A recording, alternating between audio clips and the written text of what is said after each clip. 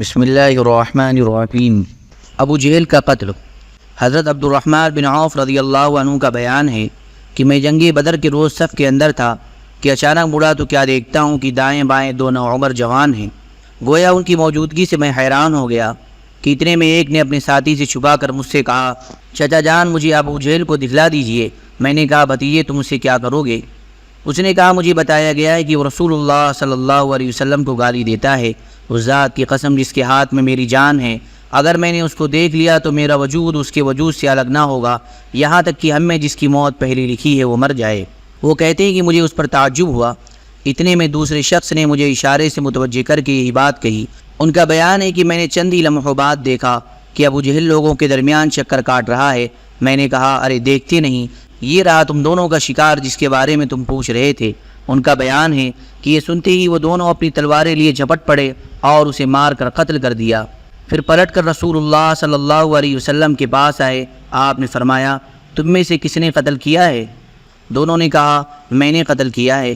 آپ صلی اللہ علیہ وسلم نے فرمایا، اپنی اپنی تلواریں پوچھ چکے ہو؟ بولے نہیں۔ آپ نے دونوں کی تلواریں دیکھی اور فرمایا، تم دونوں نے قتل کیا ہے۔ البتہ ابو جہل کا سامان معاذ بن عمرو بن جموح کو دیا۔ دونوں حملہ آوروں کا نام معاذ بن عمرو بن جموح اور معاذ بن عفرہ ہے۔ ابن اسحاق کا بیان ہے کہ معاذ بن عمرو بن جموح نے بتلایا کہ میں نے مشرکین کو سنا، وہ ابو جہل کے بارے میں جو گھنے درختوں جیسی نیزوں اور تلواروں کی باڑ میں تھا، کہہ رہے تھے، ابو الحکم تک کسی کی رسائی نہ ہو۔ معاذ بن عمرو کہتے ہیں کہ جب میں نے یہ بات سنی تو اسے اپنے نشانے پر لے لیا اور اس کی سمت جمع رہا۔ جب گنجائش ملی تو میں نے حملہ کر دیا اور ایسی ضرب لگائی کہ اس کا پاؤں نصف پنڈلی سے اڑ گیا۔ واللہ جس وقت یہ پاؤں اڑا تو میں اس کی تشبیہ صرف اس گٹلی سے دے سکتا ہوں جو موصل کی مار پڑنے پر چھٹک کر اڑ جائے۔ ان کا بیان ہے کہ ادھر میں نے ابو جہل کو مارا اور ادھر اس کے بیٹے اکرمہ نے میرے کندھے پر تلوار چلائی، جس سے میرا ہاتھ کٹ کر میرے بازو کے چمڑے سے لٹک گیا اور لڑائی میں مخل ہونے لگا۔ میں اسے اپنے ساتھ گھسیٹتے ہوئے سارا دن لڑا، لیکن جب وہ مجھے اذیت پہنچانے لگا تو میں نے اس پر اپنا پاؤں رکھا اور اسے زور سے کھینچ کر الگ کر دیا۔ اس کے بعد ابو جہل کے پاس معوذ بن عفرہ پہنچے۔ وہ زخمی تھا۔ انہوں نے اسے ایسی ضرب لگائی کہ وہ وہیں ڈھیر ہو گیا، صرف سانس آتی جاتی رہی۔ اس کے بعد معوذ بن عفرہ خود بھی لڑتے ہوئے شہید ہو گئے۔ جب معرکہ ختم ہو گیا تو رسول اللہ صلی اللہ علیہ وسلم نے فرمایا، کون ہے جو دیکھے کہ ابو جہل کا انجام کیا ہوا؟ اس پر صحابہ کرام اس کی تلاش میں بکھر گئے۔ حضرت عبداللہ بن مسعود رضی اللہ تعالیٰ عنہ نے اسے اس حالت میں پایا کہ ابھی سانس آ جا رہی تھی۔ انہوں نے اس کی گردن پر پاؤں رکھا اور سر کاٹنے کے لیے داڑھی پکڑی اور فرمایا، او اللہ کے دشمن، آخر اللہ نے تجھے رسوا کیا نا؟ اس نے کہا، مجھے کاہے کو رسوا کیا؟ کیا جس شخص کو تم لوگوں نے قتل کیا ہے اس سے بھی بلند پایا کوئی آدمی ہے؟ یا جس کو تم لوگوں نے قتل کیا اس سے بھی اوپر کوئی آدمی ہے؟ پھر بولا، کاش مجھے کسانوں کے بجائے کسی اور نے قتل کیا ہوتا۔ اس کے بعد کہنے لگا، مجھے بتاؤ آج کس کی فتح ہوئی؟ حضرت عبداللہ بن مسعود رضی اللہ تعالیٰ عنہ نے فرمایا، اللہ اور اس کے رسول صلی اللہ علیہ وسلم کی۔ اس کے بعد حضرت عبداللہ بن مسعود سے جو اس کی گردن پر پاؤں رکھ چکے تھے کہنے لگا، او بکری کے چرواہے، تو بڑی اونچی اور مشکل جگہ پر چڑھ گیا ہے۔ واضح رہی کہ عبداللہ بن مسعود رضی اللہ تعالیٰ عنہ مکے میں بکریاں چرایا کرتے تھے۔ اس گفتگو کے بعد حضرت عبداللہ بن مسعود رضی اللہ تعالیٰ عنہ نے اس کا سر کاٹ لیا اور رسول اللہ صلی اللہ علیہ وسلم کی خدمت میں لا کر حاضر کرتے ہوئے عرض کیا، یا رسول اللہ، یہ رہا اللہ کے دشمن ابو جہل کا سر۔ آپ نے 3 بار فرمایا، واقعی اس خدا کی قسم جس کے سوا کوئی معبود نہیں۔ اس کے بعد فرمایا، اللہ اکبر، الحمدللہ الذی صدق وعدہ ونصر عبدہ وہزم الاحزاب وحدہ۔ اللہ اکبر، تمام حمد اللہ کے لیے ہے جس نے اپنا وعدہ سچ کر دکھایا، اپنے بندے کی مدد فرمائی اور تنہا سارے گروہوں کو شکست دی۔ پھر فرمایا، چلو مجھے اس کی لاش دکھاؤ۔ ہم نے آپ کو لے جا کر لاش دکھائی۔ آپ نے فرمایا، یہ اس امت کا فرعون ہے۔ ایمان کے تابناک نقوش۔ حضرت عمیر بن الحمام اور حضرت عوف بن حارث ابن عفرہ کی ایمان افروز کارناموں کا ذکر پچھلے صفحات میں آ چکا ہے۔ حقیقت یہ ہے کہ اس معرکے میں قدم قدم پر ایسے مناظر پیش آئے جن میں عقیدے کی قوت اور اصول کی پختگی نمایاں اور جلوہ گر تھی۔ اس معرکے میں باپ اور بیٹے میں، بھائی اور بھائی میں سفارائی ہوئی، اصولوں کے اختلاف پر تلواریں بے نیام ہوئی اور مظلوم و مقہور نے ظالم و قاہر سے ٹکرا کر اپنے غصے کی آگ بجھائی۔ نمبر 1، ابن اسحاق نے ابن عباس رضی اللہ تعالیٰ عنہ سے روایت کی ہے کہ نبی کریم صلی اللہ علیہ وسلم نے صحابہ کرام سے فرمایا، مجھے معلوم ہے کہ بنو ہاشم وغیرہ کے کچھ لوگ زبردستی میدان جنگ میں لائے گئے ہیں۔ انہیں ہماری جنگ سے کوئی سروکار نہیں، لہذا بنو ہاشم کا کوئی آدمی کسی کی زد میں آ جائے تو اسے قتل نہ کرے، اور ابو البختری بن ہشام کسی کی زد میں آ جائے تو اسے قتل نہ کرے، اور عباس بن عبد المطلب کسی کی زد میں آ جائیں تو بھی انہیں قتل نہ کرے، کیونکہ وہ بالجبر لائے گئے ہیں۔ اس پر عتبہ کے صاحبزادے حضرت ابو حذیفہ رضی اللہ تعالیٰ عنہ نے کہا، کیا ہم اپنے باپ، بیٹوں، بھائیوں اور کنبے قبیلے کے لوگوں کو قتل کریں گے اور عباس کو چھوڑ دیں گے؟ خدا کی قسم، اگر اس سے میری مٹ بھیڑ ہو گئی تو میں تو اسے تلوار کی لگام پہنا دوں گا۔ یہ خبر رسول اللہ صلی اللہ علیہ وسلم کو پہنچی تو آپ نے عمر بن خطاب رضی اللہ تعالیٰ عنہ سے فرمایا، کیا رسول اللہ صلی اللہ علیہ وسلم کے چچا کے چہرے پر تلوار ماری جائے گی؟ حضرت عمر رضی اللہ تعالیٰ عنہ نے کہا، یا رسول اللہ صلی اللہ علیہ وسلم، مجھے چھوڑیے، میں تلوار سے اس شخص کی گردن اڑا دوں، کیونکہ بخدا یہ شخص منافق ہو گیا ہے۔ بعد میں ابو حذیفہ رضی اللہ عنہ کہا کرتے تھے، اس دن میں نے جو بات کہہ دی تھی اس کی وجہ سے میں مطمئن نہیں ہوں، برابر خوف لگا رہتا ہے، صرف یہی صورت ہے کہ میری شہادت اس کا کفارہ بن جائے، اور بالآخر وہ یمامہ کی جنگ میں شہید ہو ہی گئے۔ نمبر 2، ابو البختری کو قتل کرنے سے اس لیے منع کیا گیا تھا کہ مکے میں یہ شخص سب سے زیادہ رسول اللہ صلی اللہ علیہ وسلم کی ایذا رسانی سے اپنا ہاتھ روکے ہوئے تھا، آپ کو کسی قسم کی تکلیف نہ پہنچاتا تھا اور نہ اس کی طرف سے کوئی ناگوار بات سننے میں آتی تھی، اور یہ ان لوگوں میں سے تھا جنہوں نے بنی ہاشم اور بنی مطلب کے بائیکاٹ کا صحیفہ چاک کیا تھا، لیکن ان سب کے باوجود ابو البختری قتل کر دیا گیا۔ ہوا یہ کہ حضرت مجزر بن زیاد بلوی رضی اللہ تعالیٰ عنہ سے اس کی مٹ بھیڑ ہو گئی، اس کے ساتھ اس کا ایک اور ساتھی بھی تھا، دونوں ساتھ ساتھ لڑ رہے تھے۔ حضرت مجزر رضی اللہ تعالیٰ عنہ نے کہا، ابو البختری، رسول اللہ صلی اللہ علیہ وسلم نے ہمیں آپ کو قتل کرنے سے منع کیا ہے۔ اس نے کہا، اور میرا ساتھی؟ حضرت مجزر رضی اللہ تعالیٰ عنہ نے کہا، نہیں، بخدا ہم آپ کے ساتھی کو نہیں چھوڑ سکتے۔ اس نے کہا، خدا کی قسم، تب تو میں اور وہ دونوں مریں گے۔ اس کے بعد دونوں نے لڑائی شروع کر دی، مجزر رضی اللہ تعالیٰ عنہ نے مجبوراً اسے بھی قتل کر دیا۔ نمبر 3، مکے کے اندر جاہلیت کے زمانے سے حضرت عبد الرحمن بن عوف رضی اللہ تعالیٰ عنہ اور امیہ بن خلف میں باہم دوستی تھی۔ جنگ بدر کے روز امیہ اپنے لڑکے علی کا ہاتھ پکڑے کھڑا تھا کہ اتنے میں ادھر سے حضرت عبد الرحمن بن عوف رضی اللہ تعالیٰ عنہ کا گزر ہوا۔ وہ دشمن سے کچھ زرہیں چھین کر لادی لیے جا رہے تھے۔ امیہ نے انہیں دیکھ کر کہا، کیا تمہیں میری ضرورت ہے؟ میں تمہاری ان زرہوں سے بہتر ہوں، آج جیسا منظر تو میں نے دیکھا ہی نہیں۔ کیا تمہیں دودھ کی حاجت نہیں؟ مطلب یہ تھا کہ جو مجھے قید کرے گا میں اسے فدیے میں خوب دودھیل اونٹنیاں دوں گا۔ یہ سن کر عبد الرحمن بن عوف رضی اللہ تعالیٰ عنہ نے زرہیں پھینک دی اور دونوں کو گرفتار کر کے آگے بڑھے۔ حضرت عبد الرحمن رضی اللہ تعالیٰ عنہ کہتے ہیں کہ میں امیہ اور اس کے بیٹے کے درمیان چل رہا تھا کہ امیہ نے پوچھا، آپ لوگوں میں وہ کون سا آدمی تھا جو اپنے سینے پر شتر مرغ کا پر لگائے ہوئے تھا؟ میں نے کہا، وہ حضرت حمزہ بن عبد المطلب رضی اللہ تعالیٰ عنہ تھے۔ امیہ نے کہا، یہی شخص ہے جس نے ہمارے اندر تباہی مچا رکھی تھی۔ حضرت عبد الرحمن رضی اللہ تعالیٰ عنہ کہتے ہیں کہ واللہ میں ان دونوں کو لیے جا رہا تھا کہ اچانک حضرت بلال رضی اللہ تعالیٰ عنہ نے امیہ کو میرے ساتھ دیکھ لیا۔ یاد رہے کہ امیہ حضرت بلال رضی اللہ تعالیٰ عنہ کو مکے میں ستایا کرتا تھا۔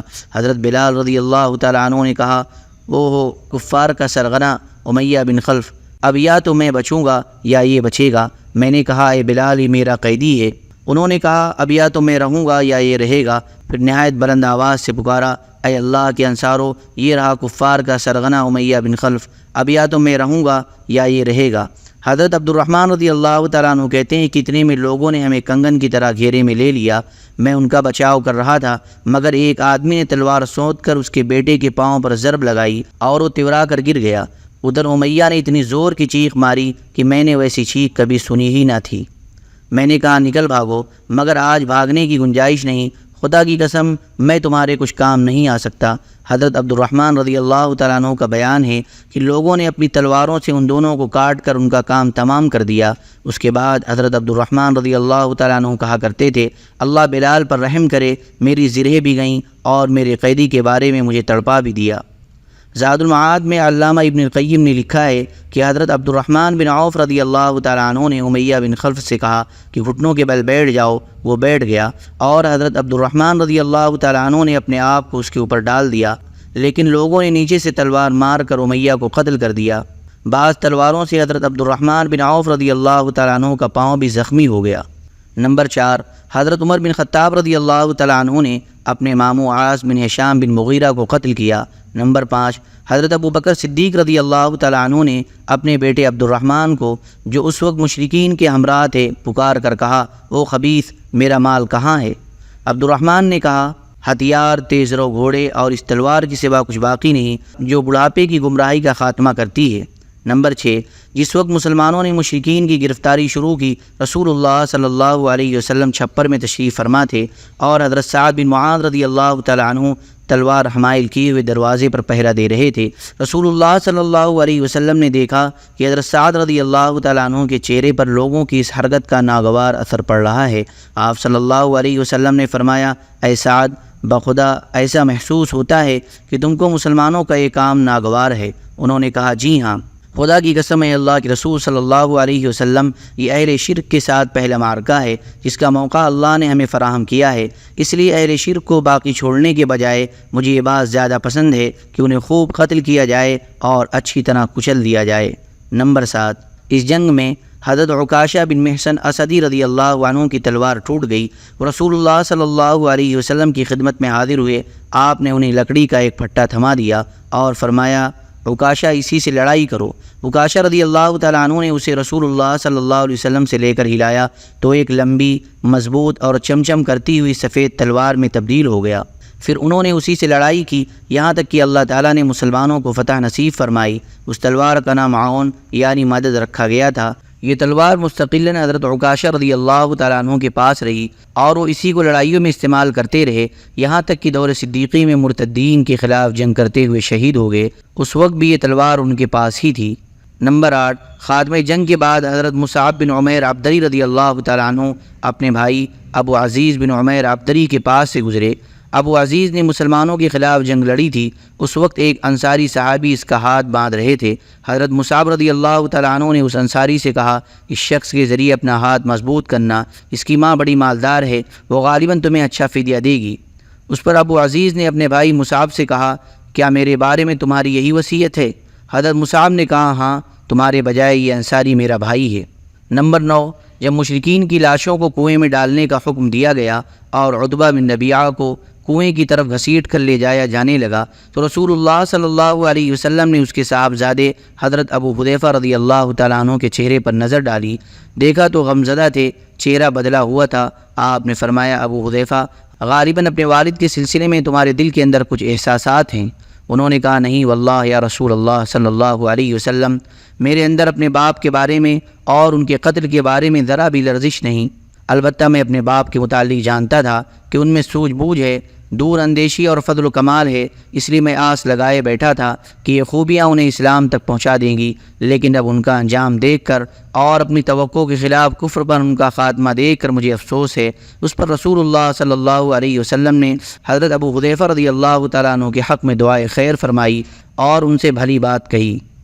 فریقین کے مقتولین، یہ معرکہ مشرکین کی شکست فاش اور مسلمانوں کی فتح مبین پر ختم ہوا اور اس میں 14 مسلمان شہید ہوئے، 6 مہاجرین میں سے اور 8 انصار میں سے، لیکن مشرکین کو بھاری نقصان اٹھانا پڑا۔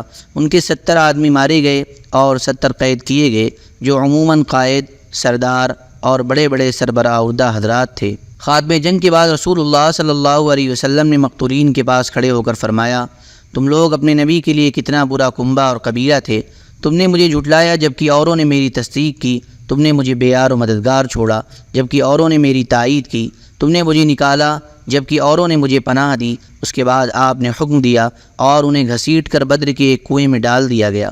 حضرت ابو طلحہ رضی اللہ تعالیٰ عنہ سے روایت ہے کہ نبی کریم صلی اللہ علیہ وسلم کے حکم سے بدر کے روز قریش کے 24 بڑے بڑے سرداروں کی لاشیں بدر کے ایک گندے خبیث کنویں میں پھینک دی گئی۔ آپ صلی اللہ علیہ وسلم کا دستور تھا کہ آپ جب کسی قوم پر فتح یاب ہوتے تو 3 دن میدان جنگ میں قیام فرماتے۔ چنانچہ جب بدر میں تیسرا دن آیا تو آپ کے حسب الحکم آپ کی سواری پر کجاوا کسا گیا۔ اس کے بعد آپ صلی اللہ علیہ وسلم پیدل چلے اور پیچھے پیچھے صحابہ کرام بھی چلے، یہاں تک کہ آپ کنویں کی بار پر کھڑے ہو گئے۔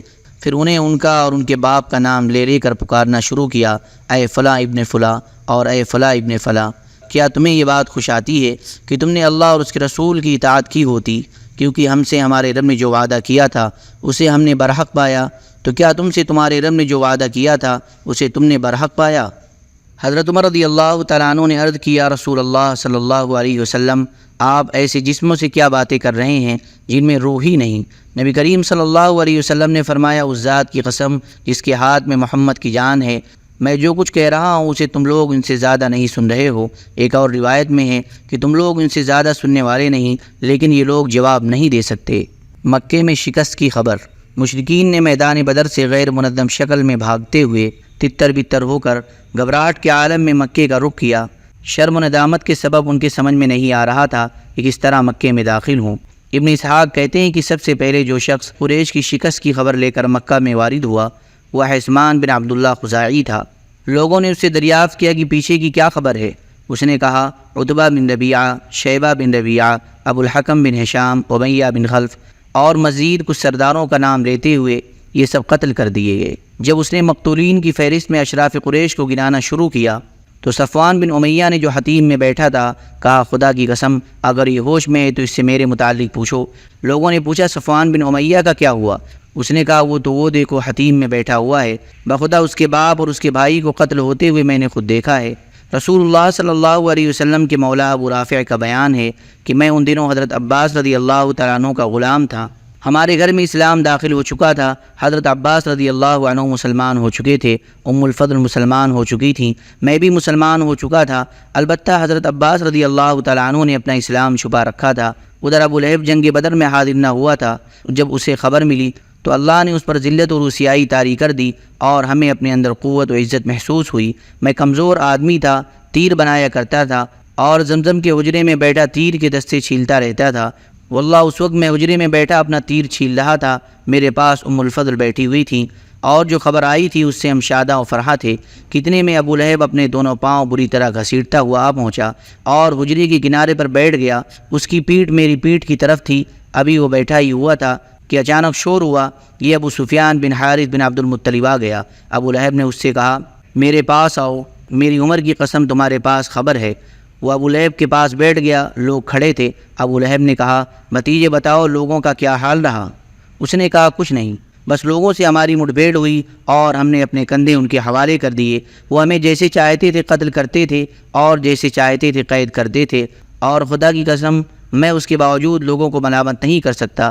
در حقیقت ہماری مٹ بھیڑ کچھ ایسے گورے چٹے لوگوں سے ہوئی تھی جو آسمان و زمین کے درمیان چتکبرے گھوڑوں پر سوار تھے۔ خدا کی قسم نہ وہ کسی چیز کو چھوڑتے تھے اور نہ کوئی چیز ان کے مقابل ٹک پاتی تھی۔ ابو رافع کہتے ہیں کہ میں نے اپنے ہاتھ سے خیمے کا کنارہ اٹھایا، پھر کہا وہ خدا کی قسم فرشتے تھے۔ یہ سن کر ابو لہب نے اپنا ہاتھ اٹھایا اور میرے چہرے پر زوردار تھپڑ رسید کیا۔ میں اس سے لڑ پڑا لیکن اس نے مجھے اٹھا کر زمین پر پٹک دیا، پھر میرے اوپر گھٹنے کے بل بیٹھ کر مجھے مارنے لگا۔ میں کمزور جو ٹھہرا، لیکن اتنے میں ام الفضل نے اٹھ کر خیمے کا ایک کھمبا لیا اور اسے ایسی ضرب ماری کہ سر میں بری طرح چوٹ آ گئی، اور ساتھ ہی بولی اس کا مالک نہیں ہے اس لیے اسے کمزور سمجھ رکھا ہے۔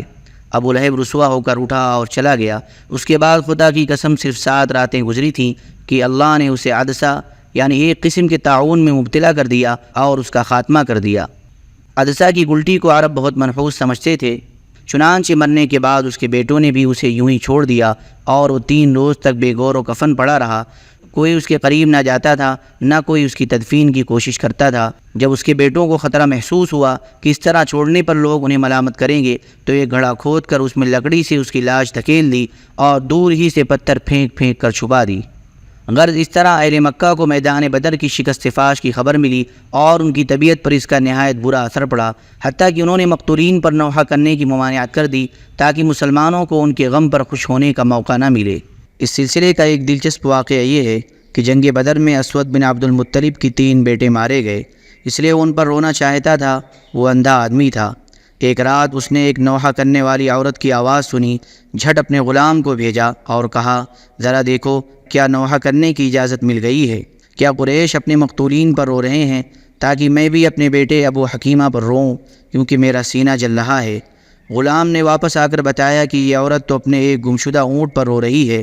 اسود یہ سن کر اپنے آپ پر قابو نہ پا سکا اور بے اختیار کہہ پڑا کیا وہ اس بات پر روتی کہ اس کا اونٹ غائب ہو گیا ہے اور اس پر بے خوابی نے اس کی نیند حرام کر رکھی ہے؟ تو اونٹ پر نہ رو بلکہ بدر پر رو جہاں قسمتیں پھوٹ گئیں۔ ہاں بدر پر رو جہاں بنی حسیس بنی مخزوم اور ابو الولید کے قبیلے کے سربراہ عہدہ افراد ہیں۔ اگر رونا ہی ہے تو عقیل پر رو اور حارث پر رو جو شیروں کا شیر تھا، تو ان لوگوں پر رو اور سب کا نام نہ لے۔ اور ابو حکیمہ کا تو کوئی ہمسر ہی نہ تھا۔ دیکھو ان کے بعد ایسے لوگ سردار ہو گئے کہ اگر بدر کا دن نہ ہوتا تو سردار نہ ہو سکتے تھے۔ اللہم صلی علی سیدنا وحبیبنا ومحبوبنا ومولانا محمد وبارک وسلم۔ سبحان ربک رب العزة عما یصفون وسلام علی المرسلین والحمد للہ رب العالمین۔